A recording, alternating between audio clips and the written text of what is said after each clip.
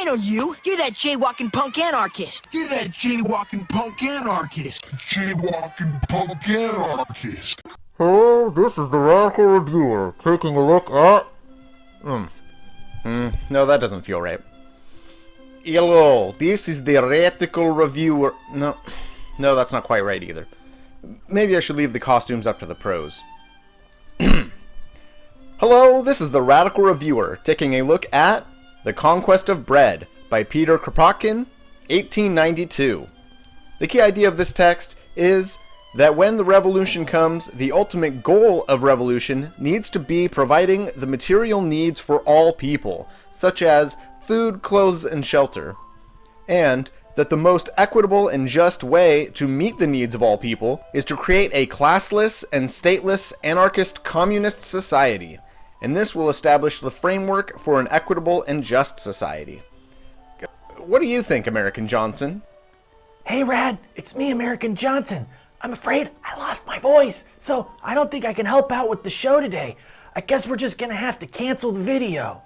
Oh no, what are we gonna do? Perhaps I can be of some assistance. It's Krobotkin, the cybernetic, artificially intelligent physical embodiment of Pyotr Kropotkin. Why, you'd be perfect to help Rad with his review. The show is saved. Mutual aid wins again. Awesome. Well, let's dive into the bread book and take a look at the text in depth. The first 4 chapters of the text argue that all human progress was created by the work of all people, and that attempting to take any aspect of human invention and claim it was the work of one person is ridiculous. Kropotkin argues that if all human progress was made by all people, then all people should share and enjoy its benefit. In our modern times, it makes sense to look at a person becoming rich off their invention because, well, they invented it. But Kropotkin looks at it this way. In the beginning, people only inherited a cave and some stone tools, but now we inherit all of past human development. If I invent something today, my invention is reliant on all past inventions and resources leading up to its existence. This means that no one can claim to be the sole owner of any factory or invention. Or as Kropotkin states, There is not even a thought or an invention which is not common property, born of the past in the present. Every new invention is a synthesis, the result of innumerable inventions which have preceded it in the vast field of mechanics and industry. Essentially, everything is the product of all human creation, and so everything should be shared. So why isn't everything shared? Why do some people go without what they need? Kropotkin argues that this is because capitalism is incredibly wasteful. I can't just go giving away hot dogs. All right. What do you do with the hot dogs that you don't sell? Throw them away. Well, okay, instead of throwing them all away later, why don't you just throw one away now into my mouth? No. Okay. You've just lost my business. But we knew that already. There are warehouses of goods while people go without. Food fills landfills while people go hungry. Houses lie vacant while people die of exposure in the streets. A huge military prison industrial complex for protecting the stolen and wasted wealth? Well, you get the picture.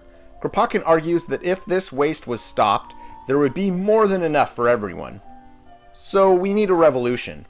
But Kropotkin looks at the revolutions in his past, primarily the French Revolution, and sees that they spent too much time working on reforms, reorganizing the government, and other high-minded nonsense while people went hungry. Kropotkin argues that we need a revolution that focuses on the needs of the people, and if we do this, he concludes, For the first time in history, a revolution has been accomplished which considers the needs of the people before schooling them in their duties. Essentially, rather than looking at what each person produces, then rewarding them afterwards, as other economic systems do, we must look at what are people's needs and how to fulfill them. Then we can address how to keep those needs met. So how will this work? Kropotkin recommends anarchist communism. Kropotkin saw around him great examples of human generosity. For example, museums, free libraries, free schools, free meals for children, parks and gardens open to all, streets paved and lighted, free to all, water supplied to every house without measure or stint. All such agreements are founded on the principle, take what you need. Perhaps you've seen a music group or a play that performed on the basis of donations. I'm sure you've seen plenty of YouTube videos that people put hours of work into without any expectation of payment. people make software, mods for games, or even full games and give them away for free, etc., etc., etc. Like in mutual aid, Kropotkin refers to people rushing toward a sinking ship and risking their lives to save total strangers. Kropotkin argues that the rescuers don't ask what you have provided for society before rescuing you. They don't look at your production first, they address your needs first. There is a slight problem with Kropotkin's example though. Saving people from a sinking ship is a moment of crisis, but in the day-to-day workings of society there are problems that go unnoticed. Not all the work needed to maintain society is as glamorous as saving people from a sinking ship. For example, in a house full of roommates, people work together to clean up after a party, but in the boring day-to-day, well, most people need to agree on a chore wheel or some other system of accountability to ensure that the non-glamorous work gets done. I don't think this is a huge problem for Kropotkin's theories, but I wish it was addressed. From here, Kropotkin explains that all wealth comes from exploitation, and that the solution to this is not redistribution. Because if there was no exploitation, then there would be no wealth to redistribute. So what is to be done? Expropriation. Expropriation is essentially the opposite of privatization. Expropriation means taking what is mislabeled private property and using it for the public good. But this must be done at all aspects of the economy. Kropotkin warns that if only this or that aspect of the economy is expropriated, then the remaining parts of the economy will cause a rollback to the old way. Kropotkin states, All is interdependent in a civilized society. It is impossible to reform any one thing without altering the whole. The next 3 chapters, 5 through 7, address the needs of the people: food, clothes, and shelter. Kropotkin's solution for providing food, clothes, and shelter for everyone essentially goes as follows. Volunteers can gather or document all the food, clothes, and shelter, and goods can be given freely to all who ask for it, unless the item is rare, in which case it can be doled out on the basis of need. Now don't worry, this doesn't have to be some massive ordeal where we take everyone's food and clothes and empty out all the houses and put everything in big piles and start from scratch. In fact, the reality is, there are plenty of empty houses and stores and warehouses of food and clothing, so direct redistribution will be very rare. Only in the most extreme circumstances, perhaps large mansions for example, will personal expropriation be needed. And well, mansions will be devoid of servants. This is an anarcho-communist revolution after all. And the families who lived in them will likely happily move to a more practical house that doesn't require servants to manage it, and a larger family or a collective can live in the mansions instead. Okay, the needs of clothing and shelter can be met easily and maintained while new forms of production are created. But what about food? Food expires, and the food shared from the stores will surely dry up. Looking at the French Revolution, Kropotkin argues that we can't threaten the farmers or provide them with useless paper notes in exchange for their hard work. Instead, Kropotkin argues, Cheat the peasant no longer with scraps of paper, be the sums inscribed upon them ever so large, but offer him in exchange for his produce the very things of which he, the tiller of the soil, stands in need. Then the fruits of the land will be poured into the towns. And sure, this probably would have worked fine 130 years ago, when most of a person's diet came from the nearest countryside. Okay, strictly for subsistence purposes, I'm sure such a system could work today. But beyond mere subsistence, what does this look like in our modern context with our modern global web of capitalist trade? What goods would I provide for a farmer? Would I walk onto the industrial farmland with a bag full of iPads?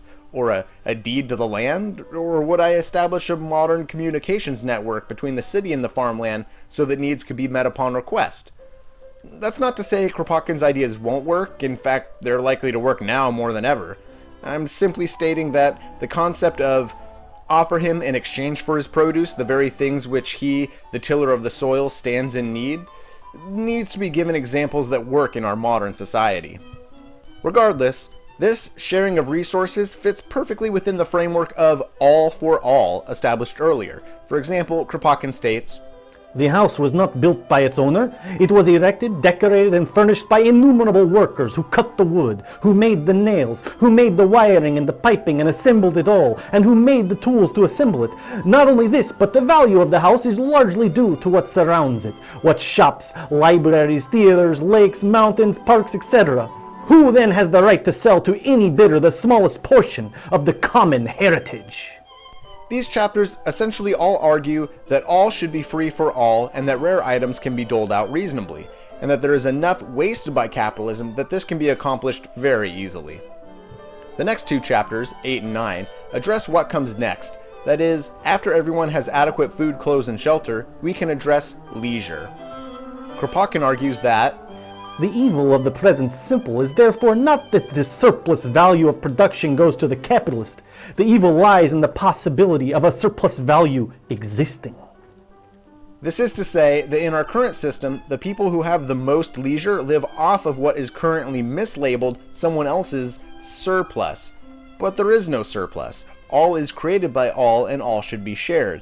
And if we all share, Kropotkin argues that our needs, food, clothes, and shelter, can be easily met by working only a few hours a day, and the rest of the time could be left to leisure.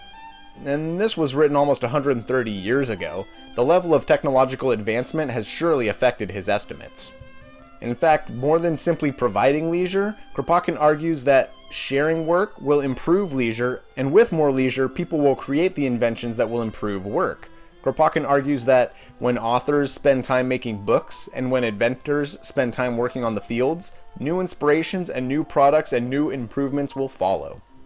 Okay, so we've provided the needs of everyone: food, clothes, shelter, and leisure. It is now time to address the duties, how to keep these needs satisfied. The next 6 chapters, 10 through 15, address what production will look like after the revolution. First, Kropotkin looks at agreeable work. He argues that factories, domestic work, all work considered rote or drudgery can be made more agreeable. Why is it not that way now? Well, there's no money in it. I mean, why is it that schools go without? Roads are filled with potholes, polluted water goes untreated, infrastructure is left crumbling, equipment at work is dangerous or dysfunctional, workers have insufficient pay and benefits, the people who make the products we use every day live in miserable poverty and dangerous work environments while products lie unused in warehouses. This takes place because there is no incentives to solve these problems under capitalism. In capitalism, what is good for people is bad for business. As I said in my Communist Manifesto review, the worker wants to work at the least intensity for the most pay, and the capitalist wants the worker to work as hard as they can for as little pay as possible. But in an anarchist communist society, we will improve the conditions of work. And will people do the agreeable work? So as it turns out, unless you're a young child or a prison inmate, you don't need anyone supervising you. People just come in and do their work on their schedule. Imagine that, people like us allowed to sell paper, unsupervised, and yet somehow it works. Well, people do the work now, and it's terrible. People work in miserable conditions, people work slow, because they're paid by the hour, and getting the job done quickly only robs you of your own pay, and people are alienated from their work, and yet they still work. Kropotkin argues that people will work better when working in freedom. People will work better when their luxury and leisure increases in proportion to their work. Kropotkin states, Men, as soon as their interests do not absolutely clash, act in concert, harmoniously, and perform collective work of a very complex nature. A free worker who sees ease and luxury increasing for him and for others in proportion to his efforts spends infinitely more energy and intelligence and obtains first-class products in far greater abundance. People argue, but Kropotkin, if there's no direct pay, there's no incentive to work. Slaves needed the whip, and today, modern workers need a paycheck, otherwise they won't work. To this, Kropotkin argues against the capitalist form of remuneration, stating, We cannot divide their work and say that the result of any particular day, hour, or minute of work of one is worth the result of a minute or an hour of the other. It would be ignoring to what extent all individual work is the result of past and present labor of society as a whole. On top of this, capitalist remuneration leads to unjust hierarchies. Kropotkin states, To make a distinction between simple and professional work in a new society would result in the revolution sanctioning and recognizing as a principle a brutal fact we submit to nowadays, but that we nevertheless find unjust. You just got out of high school. You were going straight to the coal mine, okay? Right into the coal mine. And you're going to earn, let's say, I don't know, 60,000 euros, okay, in the coal mine. You're going to college. And then you're going to medical school. And then you're going to be an intern, and then you're going to be a surgeon.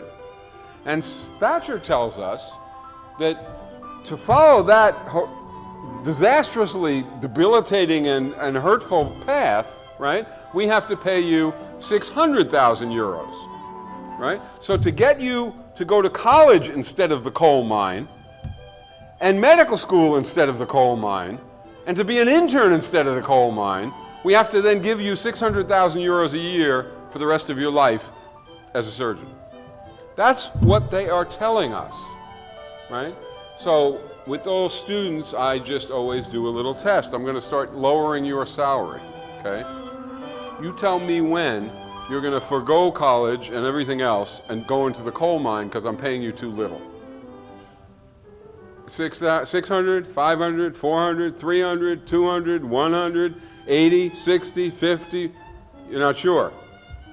You're a little quicker than the US. The US invariably, and it's incredible because 2 minutes before, everybody in the room is absolutely certain that I'm crazy. And then 2 minutes after, the person is asking me, how low can I live on? Thus revealing the accurate truth that they don't want to be in that coal mine. A lot of the selfish, lazy, resistant, reluctant, recalcitrant behavior we see in our current society is because of ridiculous remuneration and unjust hierarchies. The truth is, people have a great capacity to help others in need, and people will often do great work in our current society despite the fact that the market doesn't find value in it. Again, if you've seen a local band, a local play, or you've used free software or free mods for a video game, or you've enjoyed an artist's work posted to Instagram or watched content on YouTube, you've seen the result of people putting a tremendous amount of work into creating something for others for free. And if everyone's needs are met, and work is made much more enjoyable, and there is ample time for leisure, there's no reason people won't put in the necessary work needed to uphold such a society. However, I think Kropotkin missed something. Sure, unsavory jobs will be made more enjoyable, or even become fully automated. But unsavory, or at least boring work, will not disappear completely. So, how will we decide who gets the boring tasks, and who gets the empowering tasks? Let's look at some real-world examples to see what I'm getting at. I'm sure you, or someone you know, participates in a group that essentially operates on anarcho-communist principles. Perhaps it's a bunch of roommates living together, perhaps it's a volunteer organization like a music group or a charity organization. You have your example in mind? Here's what my experience looked like. I worked at a homeless shelter for several years, and it was the most anarcho-communist structure I'd ever been a part of. You let the shelter know what days you were available to work, and they'd let you know what days worked for them. Totally voluntary. The beginning of the shift started with discussing any new developments inside and outside the shelter that might impact operations. And then there was a list of tasks that needed to be done for the shelter to function, and we went down the list and people volunteered for what jobs they wanted. Egalitarian voluntary management. And at the end of the shift, there was a debrief where people could talk about what they did and how the day went. This was the most enjoyable place I'd ever worked. Far better than any of the over 10 other capitalist places I've worked. However, there's still a problem, and it looks like this. Although many people liked the various tasks for various reasons, there are some tasks that were generally considered more rewarding or empowering than others, and this affects overall management of the shelter. For example, who do you think had more to say in the debrief meetings? The person who worked alone in a small washroom doing dishes the entire time? Or the person doing guest check-ins in the commons? This is just a fact of operations. Some tasks are empowering and some tasks are not. Some tasks are engaging and some tasks are boring. And yet all tasks need to be done. Now, at the shelter, there was only like 10 people working a night, so it was very easy to switch up the tasks that people did from night to night. But I imagine, even with automation, there will be anarcho-communist operations with several hundred or even several thousand workers, and on a purely voluntary basis for distributing tasks, the most boastful and socially inclined will likely regularly receive the empowering work, and the other people will get funneled into the rote work. And I don't know about you, but to me, this looks like two social classes forming. My point is that we need some sort of organizing principle that addresses this, so that empowering and rote work are equally shared, rather than just haphazardly having people volunteer for tasks. If only there was such a philosophy. If only there was such an economic system. If only there was a book that discussed this aspect of society at length. Nothing's coming to mind. Oh well, moving right along. In the final 2 chapters of the book, 16 and 17, Kropotkin argues that we need to avoid or decrease trade and expand agriculture. Both chapters are pretty dated, as trade has come to be much more extensive and essential, and the technology and distribution around agriculture has changed dramatically over the last 130 years. Conquest of Bread was written 30 years after the Industrial Revolution, and the transition from importing raw materials to importing some finished goods had only just begun, and exporting entire factories and having various aspects of a commodity made and assembled in countries all over the world hadn't happened yet. Kropotkin looks at agriculture and argues that we shouldn't get rid of trade entirely or rely only on subsistence farming, but rather that the level of trade we have is exaggerated and exploitative, and that reducing trade to a reasonable level is key. But in our modern society, where do rare precious metals needed for modern technology fit into this? What about the network of sweatshops that provide that technology? On these questions, the book is the most dated. Do we keep the technology we already have, but work to be self-sufficient? Does the revolution liberate one area, but still accept the importation of capitalist goods? Will, in this interconnected world, an anarcho-communist revolution spread to enough countries that some semblance of trade could be re-established? Or will capitalist ecological destruction kill everything on the planet? Well, I guess we'll have to wait and see. Kropotkin ends the text stating, Inspired by a new daring, thanks to the sentiment of solidarity, all will march together to the conquest of the high joys of knowledge and artistic creation. A society thus inspired will fear neither dimensions within nor enemies without. To the coalition of the past it will oppose a new harmony, the initiative of each and all, the daring which springs from the awakening of a people's genius. Before such an irresistible force, conspiring kings will be powerless. Nothing will remain for them but to bow before it and to harness themselves to the chariot of humanity, rolling towards new horizons opened up by the social revolution. Conclusion. So what does this text have to teach us? Well, this concept of addressing needs first rather than production tackles a lot of the problems with our current society, especially as more and more entry-level work is automated. Marx famously stated, "From each according to his ability, to each according to his need," and yet even this high-minded sentiment puts production in front of consumption. Let's look at it this way. Some dingus says, $15 an hour minimum wage, that's ridiculous. It's entry-level work that isn't even hard. Okay, well, this is patently false. I've worked fast food, I've worked 12-hour shifts in the hot sun, and I've done office work. And running around in a tiny sweltering restaurant during a lunch rush is anything but easy. But that aside, let's assume that they're right. They're not, but let's just assume. Okay, the job is easy. Well, regardless of what you do, doesn't every person need adequate food, clothes, shelter, and leisure to survive? Yes. Also, Kropotkin makes a very good critique of who produces our goods. Bezos did not invent Amazon. Musk did not invent Tesla. All is made by all. We owe all that is human creation to all workers of the past and the present. And finally, I'd say Kropotkin makes a very good argument for how the world can be organized in a more equitable and just way. All work being shared in common, all levels of work produced by all people, and the output of all that work is shared.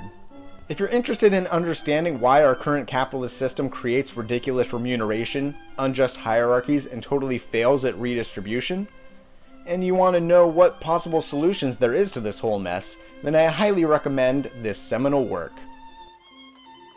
American Johnson, I really wish you were feeling better, and that you could weigh in on this. I mean, Hey Rad, great news! I inexplicably and miraculously got my voice back, so now I can tell you that I think that the Bread Book is one of the most important books in leftist history, and arguably more relevant today than it was back in Kropotkin's time.